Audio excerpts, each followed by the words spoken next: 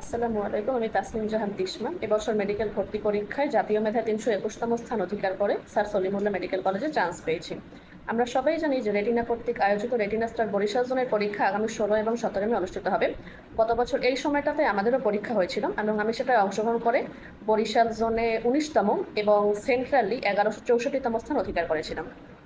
তো এই পরীক্ষাটায় অংশগ্রহণ করে আমি পার্সোনালি অনেক বেশি হেল্পফুল হয়েছিলাম, কারণ এই পরীক্ষাটা শর্ট সিলেবাসে ছিল এবং সাবজেক্ট ছিল ফিজিক্স, কেমিস্ট্রি এবং বায়োলজি।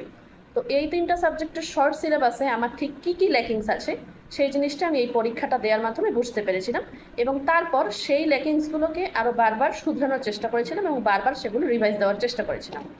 তো এইচএসসি 25 ব্যাচ, আমি তোমাদেরকে বলবো তোমরা যারা যারা এখন পর্যন্ত রেজিস্ট্রেশন করনি তারা রেজিস্ট্রেশন করবে এবং পরীক্ষাটি দিবে। এই পরীক্ষাটা দেওয়ার মাধ্যমে তোমরা তোমাদের পরীক্ষা ভীতি মানে পরীক্ষা ভীতিটা দূর করতে পারবে। এছাড়া হলের একটা পরিবেশ থাকে, সেই হলের পরিবেশটা কীরকম হয় সেইটা সম্পর্কে আইডিয়া পাবে। এছাড়া তোমরা তোমাদের নিজেদের জোনে তোমরা কীরকম অবস্থায় আছো, সেন্ট্রালি তোমরা কীরকম অবস্থানে আছো, অন্যদের থেকে ঠিক কতটুকু এগিয়ে আছো বা পিছিয়ে আছো সেইটাই পরীক্ষাটা দেওয়ার মাধ্যমে খুব ভালোভাবে বুঝতে পারবে।